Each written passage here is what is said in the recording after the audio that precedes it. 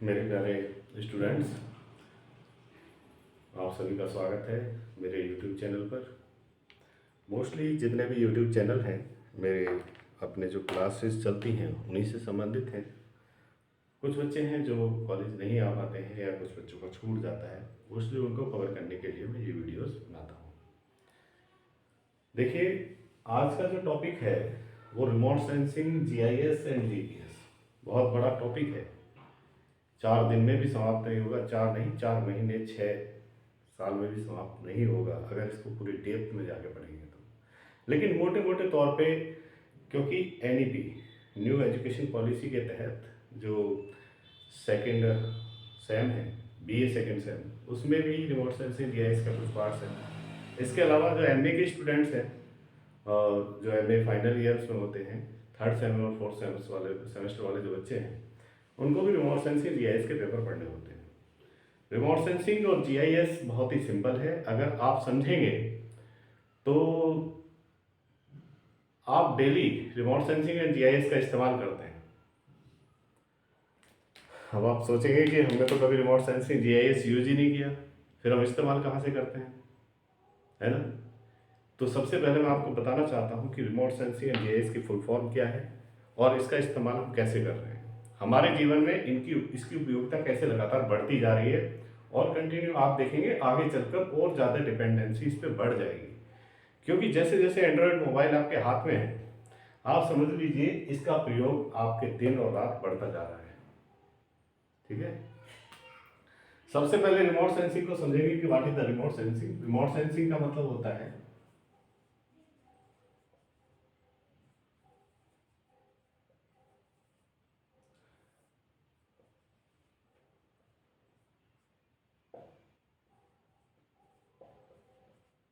इसको हम बोलते हैं सुदूर संवेदन।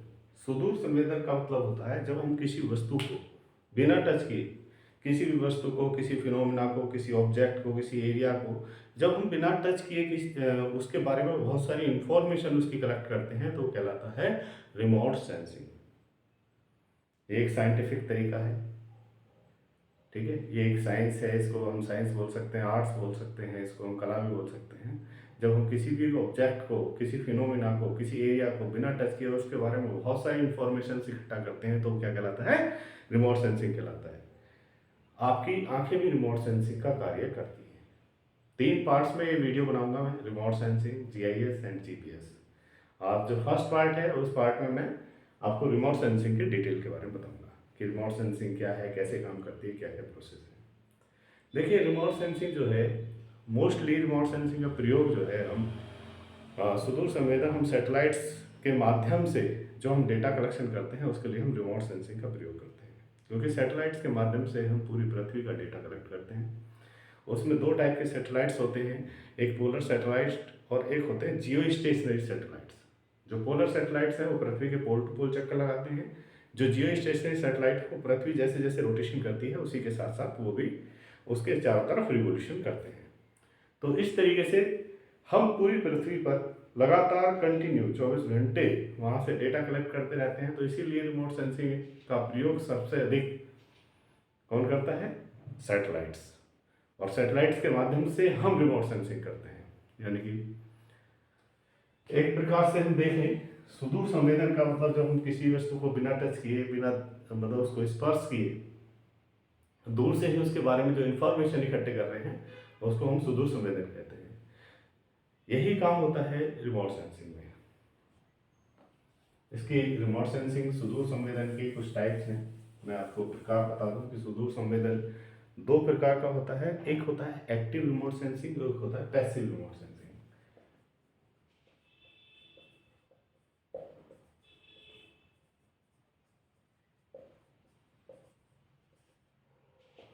What is the difference between active remote sensing and passive remote sensing. जो मोस्टली क्वेश्चन पूछा जाता है कि एक्टिव रिमोट सेंसिंग और पैसिव रिमोट सेंसिंग में क्या अंतर है। देखिए, एक्टिव रिमोट सेंसिंग में जो एनर्जी का सोर्स होता है वो सेल्फ होता है, खुद का होता है। मोस्टली आपने देखा होगा कि आजकल बहुत ज़्यादा थर्मामीटर चलते हैं, लेजर थर्मामीटर जिसको हम कहते हैं, कि वो आपके माथे पे लेजर थर्मामीटर से आपका टेम्परेचर चेक कर लेता है। आपको टच भी नहीं किया और दूर से ही आपके बॉडी का टेम्परेचर पता लगा लिया। तो इसको हम लेजर के माध्यम से जो हम सैटेलाइट से इंफॉर्मेशन इकट्ठा करते हैं उसको हम लिडार के नाम से जानते हैं। और दूसरा है रडार। आपने देखा होगा कि रडार के पास में जो एनर्जी का सोर्स होता है सेल्फ होता है, और वो रैंगिंग करता है, और वो उस जो रैंगिंग यानी कि जो सिग्नल्स भेजता है, जब वो किसी हवाई जहाज से हेलीकॉप्टर से टकराते हैं तो वापस आते हैं और वो बताता है कि हमारे क्षेत्र में कोई घुसपैठिया घुस गया है, यानी कि हेलीकॉप्टर या हवाई जहाज घुस गया है, और फिर वो उसकी इंफॉर्मेशन स्टेशन को दे देता है। कुल मिला के रात के समय जब हम कोई फोटो खींचते हैं और उस समय एनर्जी का कोई सोर्स और ना हो, कैमरे का जो सेल्फ मतलब उसमें फ्लैश होता है, अगर वो फ्लैश है तो कैमरा में ही सेंसर लगा हुआ है, यानी कि जो कैमरा है या मोबाइल है आपके हाथ में उसमें कैमरा भी लगा हुआ है और प्लस फ्लैश भी लगा हुआ है। तो फ्लैश से एनर्जी जाएगी और किसी भी ऑब्जेक्ट से टकराएगी, रिफ्लेक्ट होकर वापस आपके सेंसर अर्थात कैमरे में आएगी और उसको कैच कर लेगा। तो ये जो रात के समय जब हम फ्लैश के माध्यम से जो फोटोग्राफी करते हैं, ये भी एक्टिव रिमोट सेंसिंग का सबसे बेस्ट एग्जाम्पल है। ठीक, तो एक्टिव रिमोट सेंसिंग समझ में आया।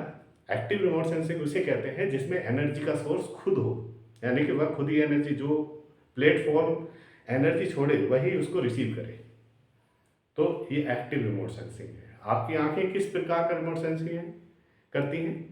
हमारी जो आंखें हैं कभी भी हम क्योंकि खुद एनर्जी नहीं छोड़ते, ठीक है, और कई बार हम देखिए कई बार आंखें काने हमारे रिमोट सेंस ये सेंसर हैं हमारे। कुछ फ्रिक्वेंसी जो हम लाइट वाली है वो हम आंखों से देख सकते हैं, लेकिन कुछ चीज़ें हम सुनकर भी पता लगा लेते हैं कि वहाँ से आवाज़ आ रही है, कुछ ना कुछ तो गड़बड़ है या कुछ ना कुछ वहाँ पे होने वाला है। इस तरीके की कोई ना कोई घटना हम अपने कानों से भी, तो कान भी हमारे सेंसर, ऐसा नहीं है कि हमारे कान सेंसर नहीं है, सिर्फ आंखें हम जो देख रहे हैं वही सेंसिंग हो रहा है। सूंघना, स्मेल करना, कई बार चीज़ें दिखाई नहीं देती लेकिन स्मेल करते हैं, तो नाक भी सेंसर का काम करती है। टच करना, टच करके हम कई बार अपनी बॉडी का, लेकिन वो रिमोट सेंसिंग नहीं होगा, क्योंकि रिमोट सेंसिंग क्या है, जब हम दूर से कोई चीज़ बिना छुए बिना स्पर्श किए उसके बारे में जो इंफॉर्मेशन ले रहे हैं वो रिमोट सेंसिंग है।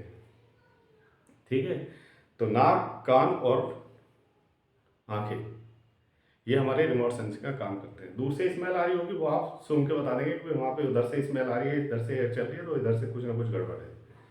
कानों से कहीं पटाखा छूटा तो उसकी आवाज़ आपके कानों में आएगी, कोई गाड़ी निकल के जाएगी उसकी आवाज़ आपके कानों में आएगी। आप आंखों से नहीं देख रहे हैं, बट आप रूम में बैठे हुए भी ये पता लगा सकते हैं कि ये कौन सी गाड़ी गई है, ट्रेन गई है, ट्रक गया है, कार गई है। कई बार उनकी आवाज़ या साउंड जो होती है उससे पता लग जाता है। तो ये भी एक रिमोट सेंसिंग का एग्जाम्पल है, जब हम किसी चीज़ को बिना देखे भी हम उसके बारे में पता लगा लेते हैं।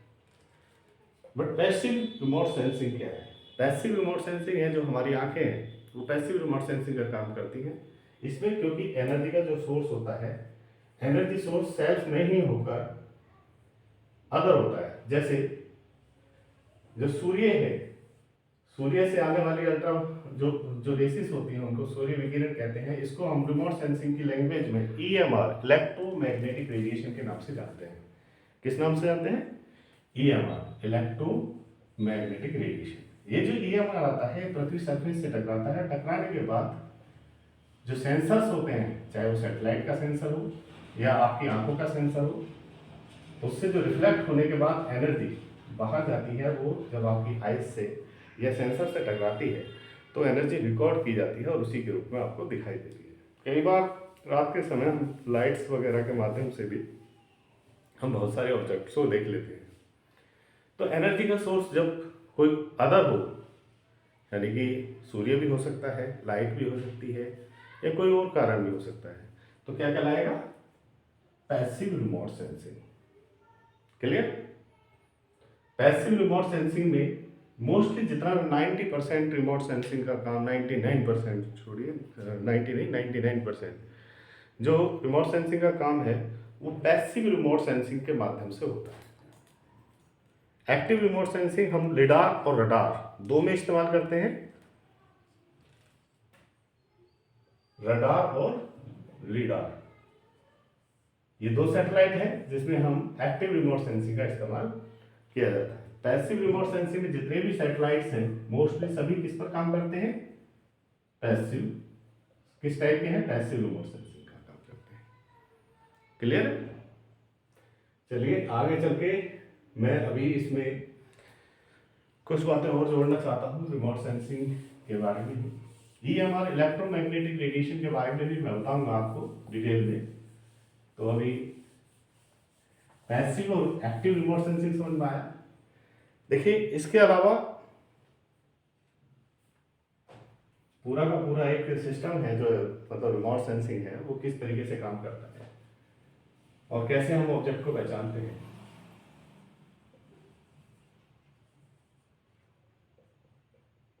आज तक आपने बहुत बार पढ़ा होगा कि सूर्य से आने वाले उसको हम फोटोन कहते हैं, सोलर रेडिएशन कहते हैं। अब उसका नाम हम रिमोट सेंसिंग में इलेक्ट्रोमैग्नेटिक रेडिएशन के नाम से जानते हैं, ईएमआर से। ईएमआर है जो ईएमआर है पृथ्वी की सरफेस है, पृथ्वी का जो सरफेस है, इस सरफेस पे बहुत विभिन्न टाइप के ऑब्जेक्ट्स होते हैं। जैसे हो सकता है बिल्डिंग खड़ी है, कोई पेड़ है, कोई ग्रास है, कोई झाड़ी है, ठीक है। अलग अलग टाइप के ऑब्जेक्ट्स हैं और ये इन सभी ऑब्जेक्ट से जो टकराती है, कहीं पर खेत भी होगा, कहीं पे जल भी होगा, नदी भी होगी, कहीं पाउंड्स भी होगा, तालाब भी होगा। तो सभी से ईएमआर का इंटरेक्शन होता है और सभी में ईएमआर का जो जब सूर्य से इलेक्ट्रोमैग्नेटिक रेडिएशन जो आता है ईएमआर, वो हम इसको ईएमआर को क्या, सूर्य से आने वाले ईएमआर जो होता है इलेक्ट्रोमैग्नेटिक रेडिएशन, उसमें बहुत सारी किरणें आती हैं, बहुत सारी तरंग दैर्घ्य यानी कि वेवलेंथ की बहुत सारा रेडिएशन आता है। वो रेडिएशन क्या है, एक्स किरणें हैं, गामा है, गामा किरणें हैं, एक्स किरणें हैं, अल्ट्रावायलेट रेसेस हैं। आप जानते हैं कि एक्स किरणें और गामा किरणें तो अंतरिक्ष में ही रिफ्लेक्ट हो जाती हैं, बट अल्ट्रावायलेट रेसेस पृथ्वी के सरफेस मतलब पृथ्वी के वायुमंडल तक पहुंच जाती हैं। लेकिन अल्ट्रावायलेट रेसेस का भी एब्जॉर्प्शन कहाँ हो जाता है, हमारे वायुमंडल के समताप मंडल में ओजोन जो है उसके द्वारा उसका एब्जॉर्प्शन कर लिया जाता है। कुछ मात्रा में वो पृथ्वी पर भी पहुंच जाती है। इसके अलावा बचा हुआ पार्ट जो होता है उसको हम अल्ट्रावायलेट के बाद में आता है जिसे हम कहते हैं विजिबल स्पेक्ट्रम। विजिबल स्पेक्ट्रम जो है ये आपका, इसका जो वेवलेंथ होता है 0.4 न्यू माइक्रोमीटर से 0.7 न्यू माइक्रोमीटर होता है। और आपने सुना होगा विबिग्योर।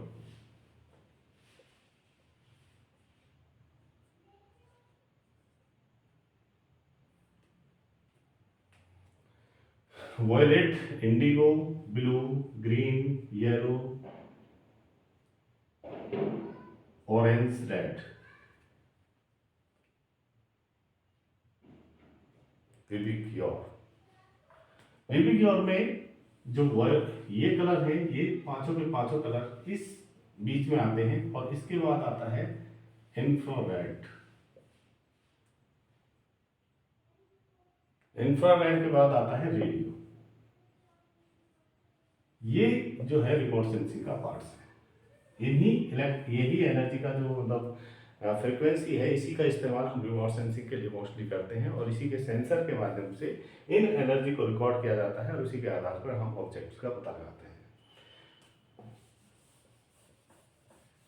तो इलेक्ट्रोमैग्नेटिक रेडिएशन में आप देखते हैं कि जो पृथ्वी पर जो ईएमआर आता है, जब आता है तो उससे पहले ही अल्ट्रावायलेट रेसेस जो है, यूवी जो है अल्ट्रावायलेट रेसेस, वो अंतरिक्ष में ही यानी कि समताप मंडल में ही एब्सॉर्ब कर ली जाती है, कुछ मात्रा में पृथ्वी पर पहुंच जाती है। बट कौन सा पार्ट्स आता है, विजिबल स्पेक्ट्रम वाला पार्ट्स आता है, जिसकी सीवी रमन ने खोज की थी, जिसमें 7 कलर्स होते हैं। जो इंद्रधनुष बनता है वो 7 कलर्स का बनता है, उसको हम स्पेक्ट्रम के नाम से जानते हैं। और इसकी खोज किसने की थी, सीवी रमन, एक भारतीय थे उन्होंने।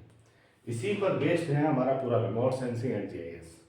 तो यही 7 कलर्स जब पृथ्वी के विभिन्न अलग अलग ऑब्जेक्ट से टकराते हैं, तो जिस कलर का ऑब्जेक्ट होता है वो उसी कलर की एनर्जी को रिफ्लेक्ट करता है, बाकी एनर्जी को एब्सॉर्ब कर लेता है। मान लीजिए कोई ग्रास है, घास है, तो उस पर पड़ने वाले जितना भी सोलर रेडिएशन है उसमें 7 कलर्स होंगे। वो 7 कलर्स में 6 कलर्स को एब्जॉर्ब कर लेगा, बाकी एक कलर को रिफ्लेक्ट करेगा, ग्रीन को। क्लियर? कोई ग्रे है तो ग्रे कलर को रिफ्लेक्ट करेगा, ब्लैक है तो वो कोई, क्योंकि ब्लैक जो बॉडी होती है, कोई भी चीज है, अगर कोई ऑब्जेक्ट ब्लैक है इसको हम ब्लैक बॉडी इसलिए कहते हैं क्योंकि ये सूर्य से पड़ने वाले समस्त प्रकाश को यानी पूरे प्रकाश को 100% को एब्जॉर्ब कर लेता है, इसलिए इसको ब्लैक बॉडी कहा जाता है। एक वाइट बॉडी होती है, जैसे हम उसका अगर हम बात करें एल्बिडो कितना है तो उसका 100% एल्बिडो होता है, इसका 0% होता है ब्लैक बॉडी का, क्योंकि ज़्यादातर 99% 90% से प्लस अगर किसी का रिफ्लेक्शन है तो उसको हम वाइट बॉडी के नाम से जानते हैं। और उस पर ग्लेशियर्स, मोस्टली ग्लेशियर, और इसके अलावा सूर्य जो मतलब हमारी टीन्स होती हैं, जो चमकीली धातुएं होती हैं, वो सभी 100% रिफ्लेक्ट कर देती हैं, जो सूर्य से पड़ने वाला प्रकाश है उसको अपने पास नहीं रखती, और इसलिए उनका टेम्परेचर भी कम रहता है। लेकिन ब्लैक बॉडी की अगर बात करें तो क्योंकि सूर्य से आने वाले सभी प्रकाश को ये एब्जॉर्ब कर लेती हैं और कुछ भी रिफ्लेक्शन नहीं करती, इसलिए इनको ब्लैक बॉडी कहा जाता है और इनका तापमान भी अलग होता है। अब मेन चीज है कि जो स्पेक्ट्रम है ये किस प्रकार काम करता है, इलेक्ट्रोमैग्नेटिक रेडिएशन किस प्रकार हमारे सरफेस से टकराता है, और टकराने के बाद जो रिफ्लेक्शन है उसी को हमारे सैटेलाइट के माध्यम से, उसमें सेंसर लगे होते हैं और वो डिफरेंट डिफरेंट, जैसे मान लीजिए ये 0.4 से लेके 0.5 न्यू माइक्रोमीटर तक की एनर्जी को रिकॉर्ड करेगा। दूसरा जो सेंसर है सेकंड, वो जो है 0.51 से लेके न्यू माइक्रोमीटर से 0.6 न्यू माइक्रोमीटर तक एनर्जी को रिकॉर्ड करेगा। इसी तरीके से तीसरा है 0.6 न्यू माइक्रोमीटर एनर्जी से लेके 0.761 से लेके 7 न्यू माइक्रोमीटर तक, और अगला जो है वो 0.7 से लेके न्यू माइक्रोमीटर से 0.8 न्यू माइक्रोमीटर। तो ये इंफ्रारेड, इनको हम बोलते हैं इंफ्रारेड। ये रेड होता है, ये ग्रीन होता है, ये ब्लू होता है, ब्लू ग्रीन रेड, ये रेंज है। बीजीआर, इनको हम प्राइम कलर के नाम से भी जानते हैं। आपने पढ़ा भी होगा प्राइम कलर कौन से होते हैं, ब्लू, ग्रीन और रेड। इंफ्रारेड जो होता है वो ग्रे कलर का होता है, नियर टू रेड, रेड से थोड़ा सा, और इनकी वेवलेंथ इसी क्रम में बढ़ती जाती है, यानी कि इसकी अगर ऐसी हुई तो इसका थोड़ा ये होगा ज़्यादा, ये ब्लू का है, ये ग्रीन का है, रेड का थोड़ा और ज़्यादा होगा, ये रेड का है, और इंफ्रारेड का उससे भी ज़्यादा होगा। तो इस प्रकार इनका वेवलेंथ लगातार बढ़ती जाती है, फ्रीक्वेंसी लगातार कम होती जाती है, इसलिए इनकी वेवलेंथ भी बढ़ जाती है। और जो ये है, अभी मैं आपको बताऊंगा कि सूर्य से आने वाला जो प्रकाश है, इलेक्ट्रोमैग्नेटिक रेडिएशन, जब हमारे वायुमंडल में प्रवेश करता है तो वायुमंडल में प्रवेश करते ही इसका स्कैटरिंग हो जाता है।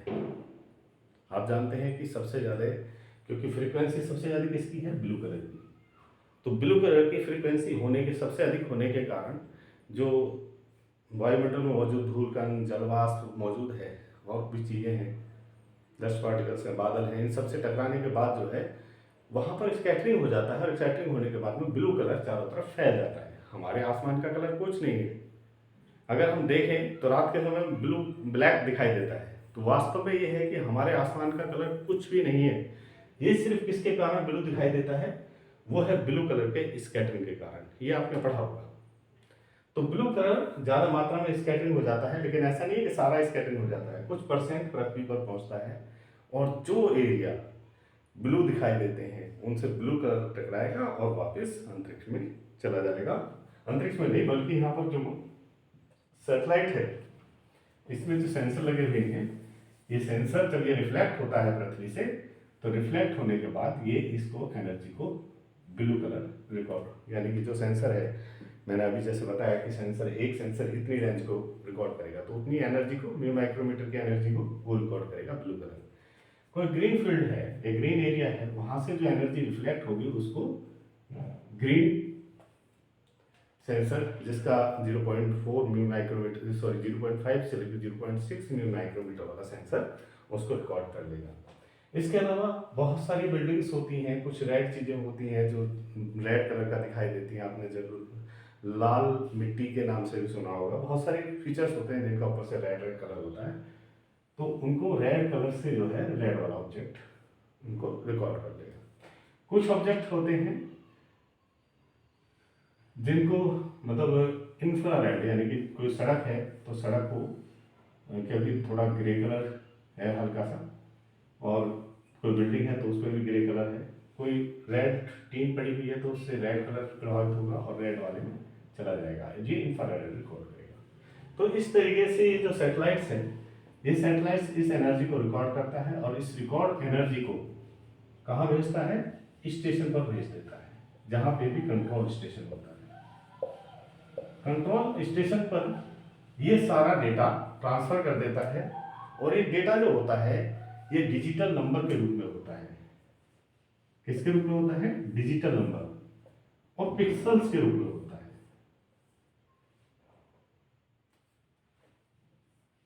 अब ये डिपेंड करता है कि आपके पास में कितने बिट का सेंसर है, वो डिपेंड उस पर करता है कि अगर 4 बिट है, 8 बिट है, 64 मतलब 16 बिट है, 32 बिट है, या 64 बिट है, कितने बिट है, वो बिट के ऊपर बात करता है। देखिए अगर 2 बिट है तो 2 का मतलब होता है 2 की पावर 2, यानी कि 2 इंटू 2 का मतलब 4, यानी कि जो ये यहाँ पर रिकॉर्ड भेजेगा वो रिकॉर्ड मतलब आपको इमेज के रूप में नहीं भेजता है, कलर के रूप में नहीं भेजता है, वो हमेशा आपको डीएन वैल्यू में भेजता है, जिसका नाम है डिजिटल नंबर, डीएन वैल्यू। ये डीएन वैल्यू पिक्सल की डीएन वैल्यू होती है। जो पिक्सल्स होते हैं वो किस पर निर्भर करते हैं, वो आपके जो सेंसर लगा हुआ है, कैमरा लगा हुआ है, उसकी बिट पर निर्भर करते हैं। आप कई मेगापिक्सल, जैसे कहते हैं कि भाई मेरा इतना मेगापिक्सल का कैमरा है, 0.8 मेगापिक्सल का है, 5 मेगापिक्सल का है, 10 मेगापिक्सल का है। आप देखेंगे ज़्यादातर जो मेगापिक्सल्स होते हैं वो 2 के मल्टीप्लिकेशन में होंगे ज़्यादातर, जैसे 4 मेगापिक्सल, 8 मेगापिक्सल, या 16 मेगापिक्सल, या 20 मेगापिक्सल, यानी कि 2 से डिवाइड होने वाले, कभी 15-16 नहीं देखे होंगे आपने ना। चलो देखिए, होते हैं वैसे, ऐसा नहीं है कि नहीं होते हैं, लेकिन ज़्यादातर जो 2 से डिवाइड होते हैं वो। लेकिन अगर हम बिट की बात करें तो बिट इन द सेंस होता है, जैसे मान लीजिए 2 बिट का सेंसर लगा हुआ है, 2 बिट का कैमरा लगा हुआ है, तो क्या है, बिट क्या है, 2 की पावर 2, यानी कि अगर कोई कैमरा 2 बिट का है या सेंसर 2 बिट का है तो वो क्या, उसके कितने पिक्सल्स होंगे। अगर वो कोई किसी इमेज को खींचता है, जितना उसका रिजोल्यूशन है, क्षमता रिजोल्यूशन मान लीजिए उसकी 4 मीटर है, 2x2, 4 मीटर मतलब 2 मीटर का है, रिजोल्यूशन उसका कितना है, 2 मीटर, और बिट कितना है 2, तो वो एक पिक्सल को, यानी रिजोल्यूशन 2 मीटर 2x2 यानी 4, यानी कि ये इसको कितने में डिवाइड करेगा, 4 पिक्सल्स में डिवाइड करेगा। यानी कि अगर कोई 2 बिट का है कैमरा है और उसका रिजोल्यूशन भी 2 बिट है, मतलब 2 है, 2 मीटर है, तो वो 2 मीटर को 2 पिक्सल मतलब 4 पिक्सल्स में डिवाइड करेगा, 2 इंटू 2। अगर कोई 8 बिट का होता, सॉरी 4 बिट का होगा, तो 4 बिट का होगा, इसका मतलब 2 इंटू 2 इंटू 2 इंटू 2, 2 दूनी 4 दूनी 8 दूनी 16, यानी कि 16 पिक्सल्स होंगे, यानी कि रिजोल्यूशन तो 2 मीटर है लेकिन बिट कितना है, 16। तो अब 16 बिट कैसे 16 पिक्सल्स में डिवाइड करेगा इसको, 4 4 4 4, यानी कि इसी पिक्सल्स को, एक पिक्सल्स को 4 पिक्सल्स में डिवाइड कर देगा। समझ में आया। इसी तरीके से अगर 2 की पावर 8 बिट है, यानी कि 8 बिट का है कोई कैमरा, तो 8 बिट का मतलब क्या हो गया, 2 इंटू 2 इंटू 2 इंटू 2 2 2 3 4 5 6 7 2 4 4 दूनी 8 2 16 2 32 2 64 64 दूनी 128 256, कितने बिट होंगे इसमें, 256। मान लीजिए 2 की पावर 6 बिट होता, 2 की पावर 6 बिट की बात कर रहा हूं मैं, तो 2 इंटू 2 इंटू 2 इंटू 2 इंटू 2, 2 दूनी 4 दूनी 8 दूनी 16 दूनी 32 दूनी 64, यानी कि 64, 256, 16। आप देख रहे हैं 4 चौक 16, 16 चौका 64 और 64 चौका 56, यानी सीधे सीधे है कि एक पिक्सल को 4 भागों में डिवाइड कर देगा, ये ध्यान रखना है। तो इसको अगर हम चार चार भागों में डिवाइड करते हैं तो इन पिक्सलों की संख्या कितनी होगी, 64 हो जाएगी। इसी प्रकार एक एक पिक्सल को, यानी कि अब धीरे धीरे पिक्सल छोटा होता जा रहा है। अब जो रिजोल्यूशन था 2 मीटर, लेकिन बिट बढ़ गया ना, बिट बढ़ने की वजह से पिक्चर की क्वालिटी बहुत इंप्रूव हो जाएगी। तो रिजोल्यूशन दो चीज़ पर डिपेंड करता है, एक तो मतलब उसकी जो रिजोल्यूशन है वो कितने का है, मतलब रिजोल्यूशन जो है वो बिट पर निर्भर करता है। जितना ज़्यादा बिट होगा उतना ज़्यादा रिजोल्यूशन अच्छा होगा, यानी अच्छी क्वालिटी की इमेज होगी। वो मान लीजिए रिजोल्यूशन चाहे उसका 2 मीटर हो, यानी कि 2 मीटर को देख सकता है, लेकिन उसका अगर बिट बहुत ज़्यादा है तो वो क्वालिटी जो पिक्चर है वो एक ही पिक्चर को कई सारे पिक्सल्स में डिवाइड करके दिखाएगा। आपने देखा होगा कि जब हम फोटोग्राफ्स खींचते हैं तो उसको जब हम जूम करके देखते हैं तो पिक्सल्स में फटना शुरू हो जाता है। वो उसकी क्वालिटी पर निर्भर करता है। मैं यहाँ पर ये समझाना चाहता हूँ कि ओवरऑल ये डीएन वैल्यू क्या है। डीएन वैल्यू पे आ जाते हैं। तो ये जो पिक्सल्स होते हैं इनकी जो नंबर्स होते हैं वो अगर ये 2 बिट का है तो यहाँ 0, 1, 2 एंड 3 ये 3 नंबर्स होंगे, केवल पिक्सल नंबर 3 होंगे। 0, 1, 2 एंड 3। 0 का मतलब कोई मतलब 4 होंगे, टोटल पिक्सल कितने होंगे 4, लेकिन मिनिमम कितना होगा, यानी कि 0 का मतलब है नो रिफ्लेक्शन, यानी कि कोई एनर्जी नहीं आई, और 4 का मतलब हाईएस्ट एनर्जी रिफ्लेक्ट हुई। इसी प्रकार अगर वो 4 बिट का है तो उसमें 0 मिनिमम नंबर होगा और 15 मैक्सिमम नंबर होगा, क्योंकि 16 पिक्सल्स होंगे टोटल। तो 0 का मतलब यहां से कोई रिफ्लेक्शन नहीं है, अर्थात वो ब्लैक बॉडी है। 15 का मतलब यानी कि वहां पर 100% रिफ्लेक्शन है, अर्थात वहां पर जो एनर्जी रिफ्लेक्ट हो रही है वो सबसे ज्यादा मात्रा में हो रही है, उसका सबसे ज्यादा एल्बिडो है। क्लियर है? तो वो नंबर्स जो है उसको हम पिक्सल्स का नंबर बोलते हैं और उसका नाम है डीएन नंबर, डिजिटल नंबर, या डीएन वैल्यू इसको बोलते हैं, डिजिटल नंबर वैल्यू। तो ये पिक्सल्स की वैल्यू होती है, पिक्सल वैल्यू को डीएन नंबर के नाम से जानते हैं, डिजिटल नंबर के नाम से जानते हैं। इसी प्रकार अगर 60 मतलब 2 की पावर 6 बिट होता तो मतलब 6 बिट होता तो क्या होता, 64 होते, उसमें 0 यानी नॉन रिफ्लेक्शन और हाईएस्ट 63। इसी प्रकार अगर 8 बिट होता तो 8 बिट में 0 नो रिफ्लेक्शन और 255 हाईएस्ट रिफ्लेक्शन नंबर होता। क्लियर है? तो ये जितने भी ऑब्जेक्ट हैं ये सभी कुछ ना कुछ एनर्जी रिफ्लेक्ट करेंगे। वो परसेंटेज के ऊपर निर्भर करेगा, वो बिट में मतलब उनका कैलकुलेशन बहुत एक टफ कैलकुलेशन है, उसमें नहीं जाएंगे। लेकिन बट इतना जानना है कि मान लीजिए यहाँ पर एक शीशा पड़ा हुआ है, ये मिरर है। इस मिरर से जो पृथ्वी मतलब सूर्य का जो प्रकाश है ईएमआर जो टकराएगा वो लगभग 99% या 100% रिफ्लेक्ट हो जाएगा और रिफ्लेक्ट होकर यहाँ पर जाएगा। अगर ये सेंसर जो है कितने बिट का है, 8 बिट का, तो इसकी वैल्यू कितनी होगी 255, 255। यहाँ पर कोई ब्लैक बॉडी है, कोई ऑब्जेक्ट है ब्लैक कलर का है, ब्लैक बॉडी है। यहां पर जब सोलर ईएमआर इलेक्ट्रोमैग्नेटिक रेडिएशन जब इससे टकराएगा, सरफेस से टकराएगा, तो यहां से कोई रिफ्लेक्शन वापस नहीं जाएगा। अब दिखाई देगा उसको कि भाई इस एरिया से कोई रेडिएशन नहीं आया, तो वो वैल्यू क्या देगा इसको, इस एरिया की वैल्यू को देगा 0, और इस एरिया की वैल्यू को क्या देगा, इसको 255 नंबर देगा। तो ये डीएन वैल्यू है। इस प्रकार वो जो है अपना डिजिटल नंबर के रूप में पूरी इमेज को जो है भेजता है कंट्रोल स्टेशन पर। कंट्रोल स्टेशन में सुपर कंप्यूटर लगे होते हैं और सुपर कंप्यूटर की मदद से उस इमेज को डीएन वैल्यू से डिजिटल नंबर के माध्यम से फिर से इमेज में कन्वर्ट कर दिया जाता है, आईएमजी। हम इस आईएमजी को टिफ फॉर्म में यहां पर स्टोर करते हैं। ठीक है? आईएमजी में भी, टिफ में भी, पीएनजी, जेएनजी, बहुत सारे फॉर्म होते हैं किसी भी इमेज को मतलब सेव करने के। तो हम इसको या तो आईएनजी में या टिफ, दो फॉर्म में इसको यहाँ पर सेव कर लेते हैं। और एक जो आप देखते हैं ना कि सैटेलाइट्स इमेज जो होती है, वो सैटेलाइट्स इमेज आप डालिए, सैटेलाइट्स इमेज में आपको दिखाई देगा। तो मोस्टली कलर्स जो होते हैं उसमें रेड कलर की वो बहुत ज़्यादा दिखाई देती है, क्योंकि वेजिटेशन कलर को हम कई बार सेंसर्स को चेंज कर देते हैं। जैसे हमने मान लीजिए हम ग्रीन बैंड को हम रेड पे देखना चाह रहे हैं, तो ग्रीन जो रिफ्लेक्शन था उसको रेड बैंड में देखना चाह रहे हैं, तो रेड बैंड वो ग्रीन जो है वो रेड कलर से दिखाएगा, तो ज़्यादा से ज़्यादा रेड कलर वाली इमेज दिखाएगा। तो जो एक होता है false colour composition, FCC image उसको हम बोलते हैं। ज़्यादातर सैटेलाइट्स इमेज को हम फॉल्स कलर कंपोजिशन के बनाकर तब देखते हैं, उससे हमें बहुत सारे ऑब्जेक्ट्स जो है एकदम क्लियर हो जाते हैं।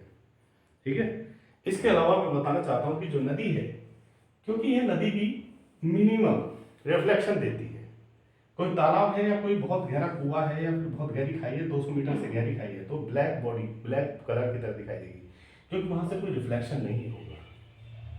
इसलिए नदी है, रिफ्लेक्शन कम होगा, थोड़ा ब्लू कलर की तरफ जाएगी, थोड़ा सा ब्लैक से ब्लू इस कलर की तरफ जाएगी। अभी कोई वेजिटेबल्स कवर है तो ऑब्वियसली ग्रीन कलर का दिखाई देगा, जो रोड है या फिर जो बिल्डिंग्स होती हैं वो ग्रे कलर की दिखाई देती है। इस प्रकार हम जो है ये जो ग्रीन यहाँ पर स्टेशन पर पहुँचता है, डीएन वैल्यू पहुँचती है, डीएन वैल्यू पे इसको हम फिर एक इमेज में कन्वर्ट कर देते हैं और उसको हम बोलते हैं डिजिटल इमेज। डीएन वैल्यू जब एक इमेज क्रिएट की जाती है डीएन वैल्यू पे, तो उसको हम डिजिटल इमेज के नाम से जानते हैं। और डिजिटल इमेज को जब हम सुपर कंप्यूटर के माध्यम से प्रोसेस से गुजारते हैं, तो प्रोसेस से गुजारने के बाद में उसमें बहुत सारे करेक्शंस करने होते हैं।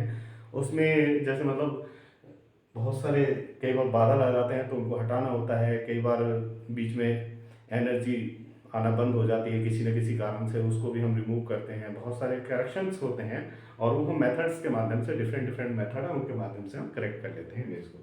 इमेज को करेक्ट करने के बाद में हम एक डिजिटल इमेज तैयार कर देते हैं। और ये डिजिटल इमेज जो होता है ये मतलब मोस्टली दो में मिलता है, ING फॉर्म में, इमेज फॉर्म में, या टिफ फॉर्म में,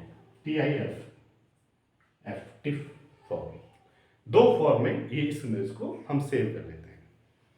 अब ये जो इमेज है इसको हम कई बार प्रयोग में लाते हैं। अपना जो डिजिटल इमेज है,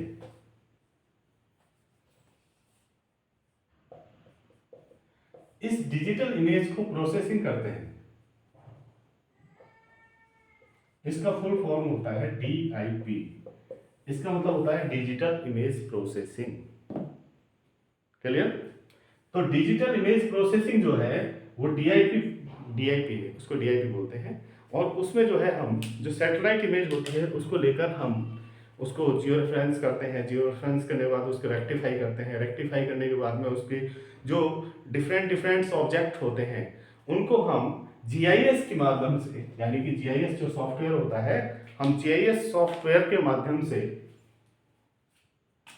GIS सॉफ्टवेयर के बारे में बताऊंगा मैं, ArcGIS है, ठीक है, ArcGIS है,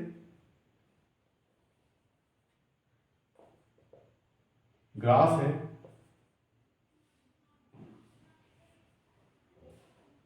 ArcAdas है, ग्रास है, GI मतलब ये 3-4 सॉफ्टवेयर हैं, 3-4 नहीं बल्कि दसियों सॉफ्टवेयर हैं, 10 से 20 ज़्यादा सॉफ्टवेयर हैं, 4-5 सॉफ्टवेयर तो फ्री ओपन सोर्स सॉफ्टवेयर हैं। और जो ArcGIS है जिसे हम ARC के नाम से जानते हैं, ArcGIS 10.3 इस समय चल रहा है, बहुत ज़्यादा फेमस भी है, 10.2 भी काफ़ी मैंने उस पर वर्क किया है। तो ये जो GIS है इनकी मदद से हम डिजिटल इमेज को प्रोसेस करते हैं और उससे हम एक न्यू इमेज बनाते हैं जो कि नई इमेज के रूप में, यानी कि एक तरीके से बिल्कुल यूजफुल इमेज के रूप में सामने आ जाती है, या यूजफुल इमेज बोल सकते हैं उसको, हम बोल सकते हैं कि वो इमेज उसको हम बोलते हैं वेक्टर डेटा फॉर्म। जो ये डिजिटल इमेज होती है ये रास्टर डेटा के रूप में होती है। इस रास्टर डेटा में कोई भी ऑब्जेक्ट होता है वो सीधी सी बात है, एक तो पिक्सल्स के रूप में होता है, डीएन वैल्यू के रूप में होता है, उसके कुछ पिक्सल्स नंबर्स कमती बढ़ती हो सकते हैं। पर वेक्टर में जो एक बार हमने किसी को, जैसे मान लीजिए कोई लीनियर फीचर है, कोई रोड है, कहीं पर इसका हो सकता है पिक्सल नंबर ज़्यादा हो, कहीं पे कम भी हो सकता है, कहीं से रिफ्लेक्शन ज़्यादा आ रहा हो, कहीं पे कम आ रहा हो।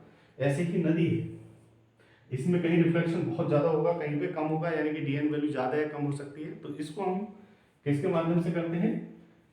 ArcGIS। इसको हम डिजिटल इमेज को हम जो है पहले हम जियो रेफरेंस करते हैं, उसको रेक्टिफाई करने के बाद उसको एक तरीके से हम डिजिटाइजेशन का काम करते हैं और डिजिटाइजेशन करते हैं। और इसमें 3 प्रोसेस से इसको मतलब जो भी कोई ऑब्जेक्ट होते हैं सभी ऑब्जेक्ट को 3 फॉर्म में कन्वर्ट करते हैं। कौन कौन से हैं? वेक्टर डेटा को हम तीन टाइप से दिखा सकते हैं, पॉइंट, लाइन एंड पॉलीगन।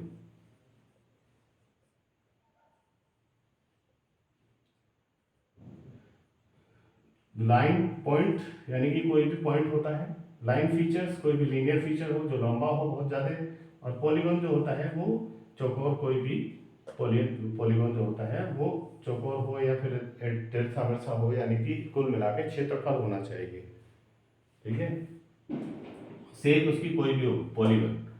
तो इसको हम 3 माध्यम से दिखाते हैं, पॉइंट, लाइन एंड पॉलीगन। या तो आपको 3 ही फीचर्स दिखाई देंगे ऊपर से, अगर आप देखोगे भी तो या तो नदी दिखाई देगी या रोड दिखाई देगी, या फिर कोई घर भी होगा तो वो भी चौकोर होगा, कोई खेत होगा तो वो भी चौकोर होगा, कोई एरिया होगा तो वो भी चौकोर होगा, कोई फॉरेस्ट होगा वो भी चौकोर या टेढ़ा मेढ़ा होगा, या कोई तालाब है तो वो भी टेढ़ा मेढ़ा होगा, लेकिन होगा कुछ एरिया तो कवर कर रहा होगा। जब एरिया को कोई चीज़ वस्तु कवर करती है तो उसको हम पॉलीगन कहते हैं। जब हम इसको डिजिटाइज करते हैं, इसको हम डिजिटाइजेशन कहते हैं, और ये हम ArcGIS जो सॉफ्टवेयर है उसके माध्यम से हम करते हैं। इसके अलावा हम इसका सुपरवाइज क्लासिफिकेशन के माध्यम से भी हम इसमें बहुत सारा हम डेटा निकाल सकते हैं, यानी कि हम बहुत सारे फीचर्स को हम आइडेंटिफाई कर सकते हैं। इस प्रकार कुल मिलाकर अभी मैं GIS पे नहीं जा रहा हूँ क्योंकि रिमोट सेंसिंग, आज मोस्टली रिमोट सेंसिंग के बारे में बताना है। तो जो मैंने आपको बताया कि डिजिटल इमेज तक का आपको समझ में आ गया होगा। अब नेक्स्ट जो होगा वो GIS के बारे में होगा। नेक्स्ट लेक्चर आपका GIS के ऊपर होगा। धन्यवाद। देखिए, मेरी वीडियो को लाइक और सब्सक्राइब जरूर कीजिए, और ऐसी बहुत सारी वीडियो, बहुत कहते हैं कि अपनी लैंग्वेज में आप बहुत सारी किताबें पढ़ेंगे तब भी आपको रिमोट सेंसिंग GIS समझ में नहीं आएगा। लेकिन कई बार होता है कि वीडियो बनाने का मुझे ज़्यादा तजुर्बा नहीं है, बट मैं अभी 1-2 वीडियो बना देता हूँ, और उम्मीद करता हूँ कि अगर आप लोग मुझे सब्सक्राइब करेंगे, लाइक करेंगे और ज़्यादा से ज़्यादा वीडियो डालने के लिए बोलेंगे तो मैं और भी बहुत सारी वीडियो बनाकर आपके सामने प्रस्तुत करूँगा। धन्यवाद।